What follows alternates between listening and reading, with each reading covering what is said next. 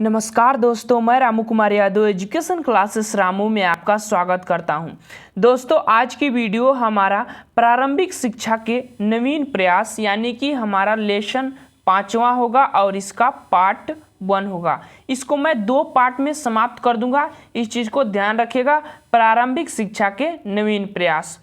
तो अगर आप प्राइमरी सुपर टेट शिक्षक भर्ती की तैयारी करते हैं तो आप इस वीडियो को जरूर देखें, क्योंकि उस प्राइमरी सुपर टेट के सिलेबस में शिक्षण कौशल नामक पार्ट दिया गया है, जहां से 10 नंबर का प्रश्न बनता है। उस प्रश्न की तैयारी में यूथ कंपटीशन टाइम्स की जो बुक होती है, शिक्षण कौशल का 1 नाइलर का जो पार्ट होता है, उससे मैं आपको करा रहा हूं और हर पॉइंट की व्याख्या करते हुए मैं आगे चल रहा हूं। तो इससे पहले शिक्षण की विधियां एवं कौशल, शिक्षण अधिगम के सिद्धांत, वर्तमान भारतीय समाज एवं प्रारंभिक शिक्षा और समवयसी शिक्षा, ये 4 लेसन जो मैं पिछली वीडियो में करा चुका हूं। और उन वीडियो को नहीं देखे होंगे तो प्लेइंग लिस्ट बनी हुई है, वहां से जाकर उन वीडियो को देख सकते हैं। और एक चीज़ बता दें, इस वीडियो का PDF आपको चाहिए तो हमारे टेलीग्राम चैनल पर चले जाइएगा, लिंक इस वीडियो के डिस्क्रिप्शन में पड़ी हुई है। तो ध्यान रखिए, ये हमारा वीडियो यूथ कंपटीशन टाइम्स का जो शिक्षण कौशल का 1 नाइलर का पोर्शन होता है, उसके माध्यम से मैं आपको तैयारी करा रहा हूँ। तो चलिए दोस्त, आज का हमारा 5वां लेसन है प्रारंभिक शिक्षा के नवीन प्रयास। काफ़ी महत्वपूर्ण है ये टॉपिक, और ये डीएलएड का एक सेमेस्टर का जो विषय होता है उसके अंतर्गत भी एक सब्जेक्ट के रूप में प्रारंभिक शिक्षा के नवीन प्रयास आते हैं। तो प्रारंभ से जो भी शिक्षाएं की व्यवस्था की गई थी उसके बारे में इसमें बात किया जाता है। तो सीधे हम अपने पॉइंटों पर चलते हैं, और अगला पॉइंट है कि देश में संविधान लागू किया गया तो 26 जनवरी 1950 में। सीधी सी बातें हैं कि हमारा संविधान लागू हुआ। हालांकि 26 नवंबर 1949 में यह बनकर तैयार हो गया था, लेकिन पूर्ण रूप से लागू की अगर बात किया जाए तो यह लागू कब हुआ, तो 26 जनवरी 1950 को।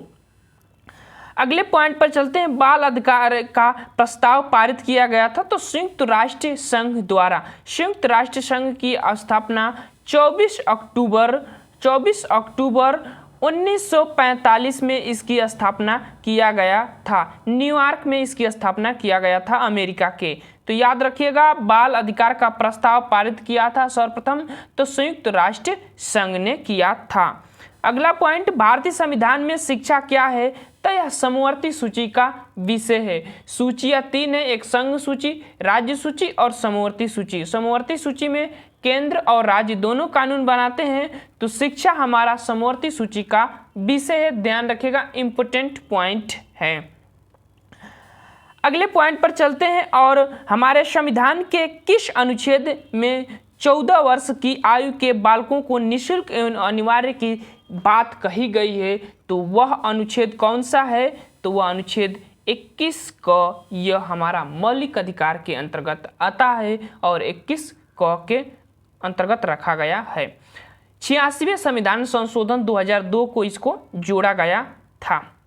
अगला पॉइंट, निःशुल्क एवं अनिवार्य शिक्षा अधिनियम के कितने अध्यायों का वर्णन है, तो 7 अध्यायों का इसमें वर्णन है।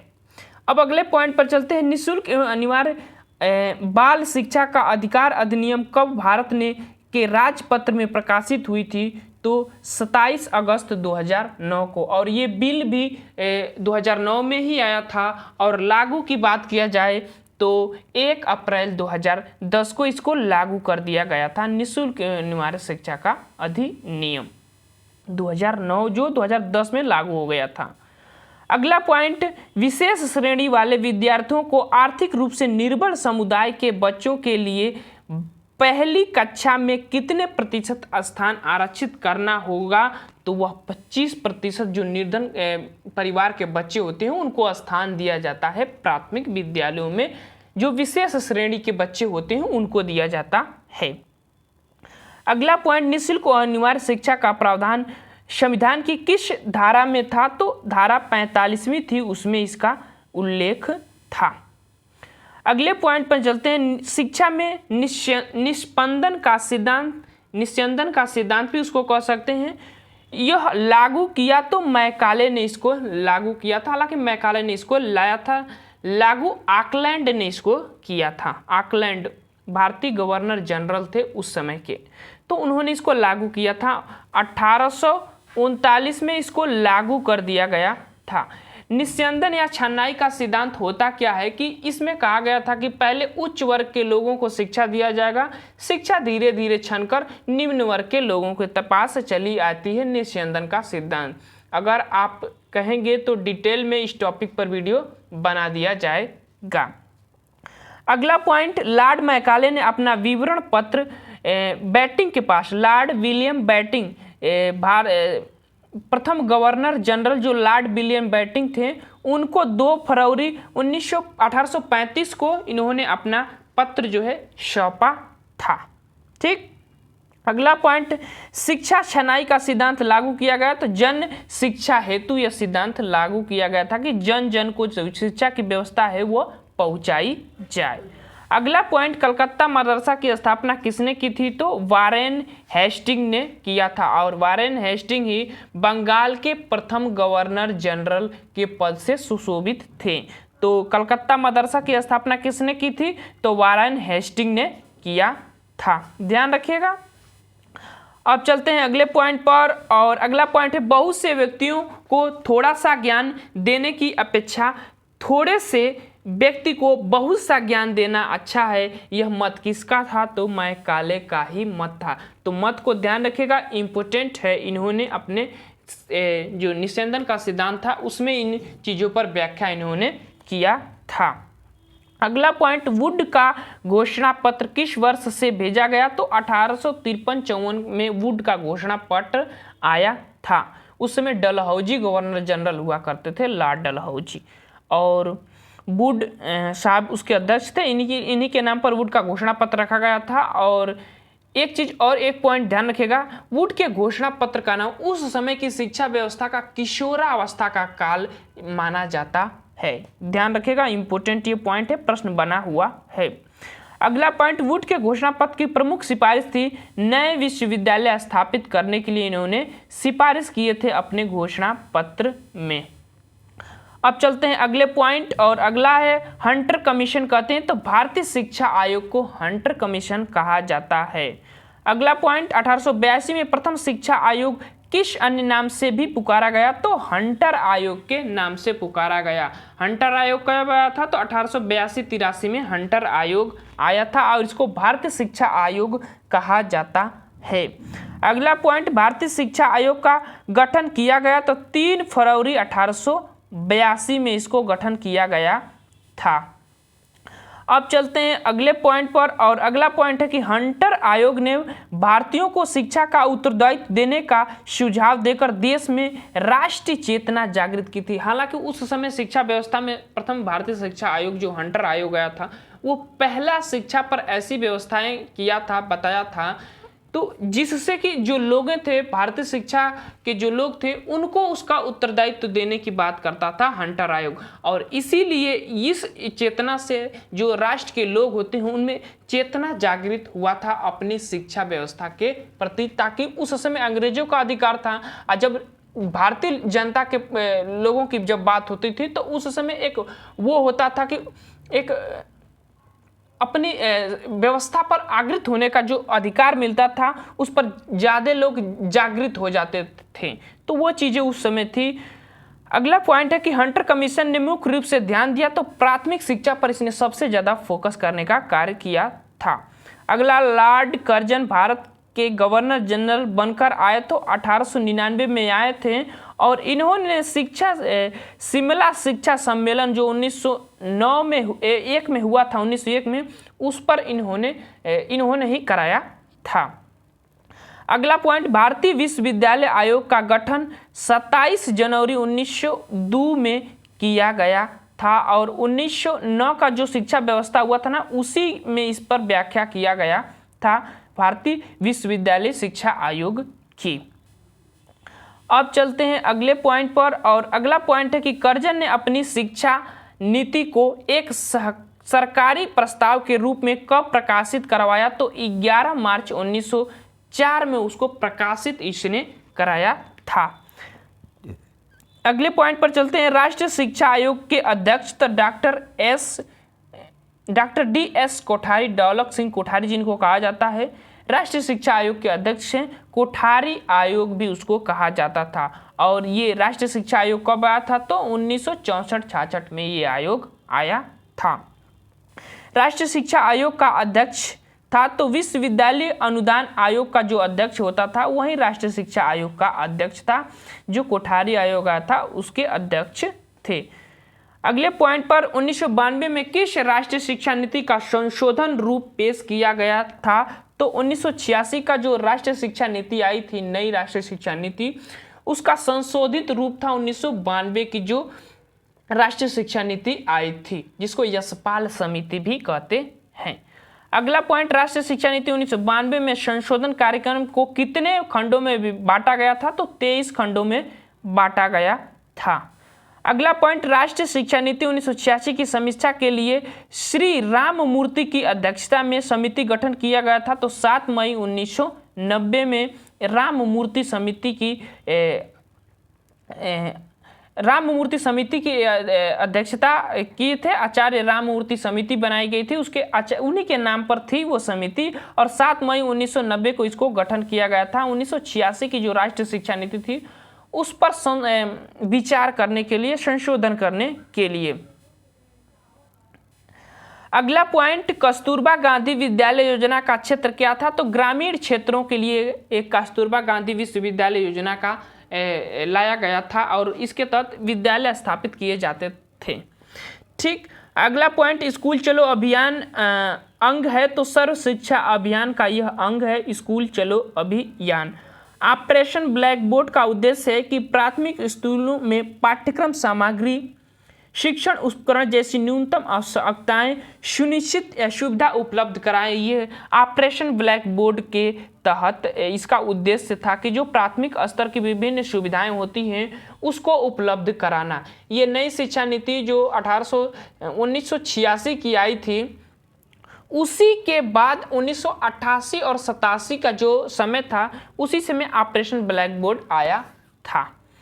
अब चलते हैं अगले पॉइंट पर। उत्तर प्रदेश में मिड डे मील योजना का शुभारंभ किया गया किस वर्ष? तो 1995-96 में किया गया था। मिड डे मील योजना जो भोजन थी उसका प्रारंभ किया गया था।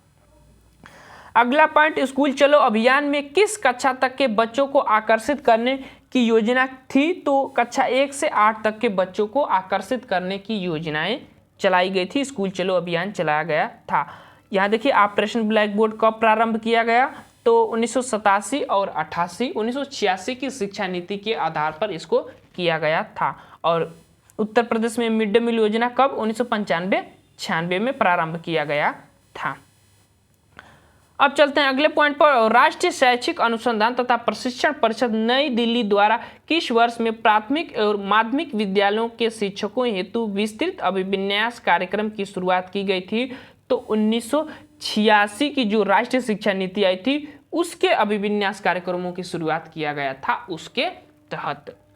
अगला पॉइंट, भारत के देशव्यापी शिशु शिक्षा कार्यक्रम का संचालन कब किया गया था? 2 अक्टूबर 1975 में देशव्यापी शिशु शिक्षा कार्यक्रम का संचालन किया गया था। अगले पॉइंट पर चलते हैं। प्री विद्यालय कार्यक्रम को आगे बढ़ाने हेतु किन अभिकरणों द्वारा कार्य किए जाते थे? तो शिशु शिक्षा केंद्र, आंगनबाड़ी व ECE कार्यक्रम जो थे इसके माध्यम से प्री विद्यालय कार्यक्रम की जो योजनाएं थी उसको आगे बढ़ाने का कार्य किया था। ठीक। अब चलते हैं आगे और अगला हमारा पॉइंट है कि संपूर्ण साक्षरता अभियान को कितने भागों में बांटा गया है? तो संपूर्ण साक्षरता व साक्षरता पूर्व के कार्यक्रम, सतत शिक्षा के कार्यक्रम और उत्तर साक्षरता कार्यक्रम 3 भागों में बांटा गया है संपूर्ण साक्षरता अभियान को। कस्तूरबा गांधी विद्यालय योजना का संबंध है तो ये प्राथमिक बालिका शिक्षा से संबंधित है। याद रखिएगा इसमें सिर्फ लड़कियों को ही एडमिशन दिया जाता है कस्तूरबा गांधी विद्यालय में। हर जिले में एक कस्तूरबा गांधी विद्यालय होता है। अगला पॉइंट, प्रोफेसर यशपाल समिति का गठन भारत सरकार द्वारा किया गया था? तो मार्च 1992 में यशपाल समिति का गठन किया गया था। यशपाल समिति जो थी वह बिना शिक्षा बिना बोझ की बात करता है कि शिक्षा जो बिना बोझ का होना चाहिए। अगला पॉइंट है कि सर्व शिक्षा अभियान किस आयु वर्ग से संबंधित है? तो 6 से 14 वर्ष के बच्चों के लिए सर्व शिक्षा अभियान चलाया गया था। अगला पॉइंट, संपूर्ण साक्षरता अभियान का प्रेरक वाक्य है एक पढ़ाए एक। एक पढ़ाए एक संपूर्ण साक्षरता अभियान का प्रेरक वाक्य है, ध्यान रखिएगा। अगला पॉइंट है कि शिक्षा को मौलिक अधिकार के रूप में स्वीकार किया गया, तो 1 अप्रैल 2010 को इसको स्वीकार किया गया था।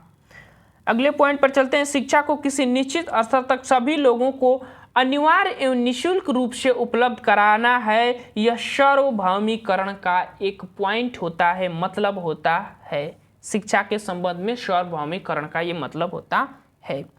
अगला पॉइंट, बेसिक शिक्षा अधिनियम 1972 का उद्देश्य है कि शैक्षिक कार्यक्रमों को प्रभावी क्रियान्वयन करना। जो बेसिक शिक्षा अधिनियम आई थी 1972 में यह आया था, उद्देश्य भी उसका था। अगला पॉइंट, प्राथमिक विद्यालयों में न्यूनतम आवश्यक सुविधाएं सुलभ कराने की योजना थी, तो ऑपरेशन ब्लैक बोर्ड जो 1987-88 में ये आया था। तो ध्यान रखिएगा, ऑपरेशन ब्लैक बोर्ड जो उपकरण होते हैं प्राथमिक स्तर के उनको उपलब्ध कराना इसका कार्य था। अगले पॉइंट पर चलते हैं, स्वतंत्रता के समय देश में कितने प्रतिशत जनसंख्या साक्षर थी? तो 14%। और वर्तमान समय में कितने हैं? तो 74% भारत की साक्षरता दर है वर्तमान समय में, और उस समय 14% थी। इतने का अंतर इस समय हो गया है 2022 में। अब चलते हैं अगले पॉइंट पर, और विद्यालय स्तर पर शिशुओं की मांसपेशियों का विकास होता है, तो सृजनात्मक क्रियाकलापों से कराते हैं तो उनके मांसपेशियों में विकास होगा। अगला पॉइंट, सर्व शिक्षा अभियान किस आयु वर्ग के बच्चों की शैक्षिक व्यवस्था से संबंधित है? तो 6 से 14 वर्ग के आयु के जो बच्चे होते हैं उनके लिए सर्व शिक्षा अभियान चलाया गया था। अगले पॉइंट, कस्तूरबा गांधी बालिका विद्यालय योजना किस वर्ग की बालिकाओं के साक्षर की स्थिति बेहतर बनाने के लिए है? तो अनुसूचित जाति, अनुसूचित जनजाति, अन्य पिछड़ा वर्ग और अल्पसंख्यक वर्ग के लिए ये कस्तूरबा गांधी बालिका विद्यालय की योजना चलाई गई थी। सिर्फ इसमें बालिकाएं पढ़ती हैं, याद रखिएगा। अगला पॉइंट, सर्व शिक्षा अभियान के अंतर्गत संचालित होने वाले कार्यक्रमों के लिए वित्तीय सहायता प्राप्त है, तो राज्य और केंद्र सरकार दोनों देती है सर्व शिक्षा अभियान के लिए, तो ध्यान रखिएगा। अगला पॉइंट, कितने अंतराल के उपरांत पाठ्यचर्या में पुनर्विकास एवं समीक्षाएं का प्रावधान है? तो 5 वर्षों के बाद आप पाठ्यक्रम में विचार कर सकते हैं, उसमें बदलाव कर सकते हैं। ठीक, अगला पॉइंट पर चलते हैं, और अगला पॉइंट है कि महात्मा गांधी ने बुनियादी तालीम या बेसिक शिक्षा का प्रस्ताव रखा था, तो वह सन 1937 में वर्धा नामक स्थान पर इन्होंने रखा था। अगले पॉइंट, किस स्तर के बालक विद्यालय से बच्चों को स्वतंत्र रूप से विकसित होने के अवसर दिए जाने चाहिए? तो पूर्व प्राथमिक विद्यालय से ही बच्चों के जो विकसित होने के उसके अवसर दिए जाएंगे। आप उनको जितने अवसर जिस कार्य में देंगे उनका विकास ही उतना उस क्षेत्र में सबसे ज़्यादा देखने को मिलता है। अगला पॉइंट, प्राथमिक विद्यालय में मध्याह्न पोषाहार वितरण योजना कब से प्रारंभ की गई थी? तो 15 अगस्त 1995 से। डेट याद रखिएगा। पिछली बार जो 2018 की जो भर्ती हुई थी शिक्षक भर्ती, उसमें ये पूछा गया प्रश्न है, तो इम्पोर्टेंट है। मध्याह्न पोषण वितरण योजना का प्रारंभ 15 अगस्त 1995 से हुआ था। अगला पॉइंट, हाँस की समस्या से आसे है बीच में विद्यालय छोड़कर बच्चे का चला जाना हाँस कहलाता है या अपव्यय कह सकते हैं उसको। ठीक, अगला पॉइंट है प्लेट एक्ट संबंधित है, तो प्राथमिक शिक्षा के गुणात्मक व परिणात्मक वृद्धि से संबंधित है प्लेट एक्ट, इंपोर्टेंट है, ध्यान रखिएगा। अगला पॉइंट है कि राष्ट्रीय पाठचर्या की रूपरेखा एनसीएफ 2005 के अनुसार मार्गदर्शन सिद्धांत में निहित है, तो पाठ्यचर्या का संवर्धन, पाठ्य वस्तु, पाठ्य पुस्तक पर केंद्रित करना, ये एनसीएफ 2005 का मार्गदर्शन सिद्धांत में निहित है। तो ये थे हमारे जो प्रारंभिक शिक्षा के नवीन प्रयास उसका पार्ट 1, और मैंने कुछ इंपॉर्टेंट फैक्ट इसमें आपको करा दिया हूँ जितने उससे संबंधित थे। अब अगला पार्ट हमारा प्रारंभिक शिक्षा के नवीन प्रयास होंगे, उसको जल्द ही लेकर आऊँगा। तो चलिए दोस्त, वीडियो को समाप्त करते हैं। वीडियो पसंद आए तो चैनल को लाइक शेयर आप जरूर करिएगा। Thank you for watching this video.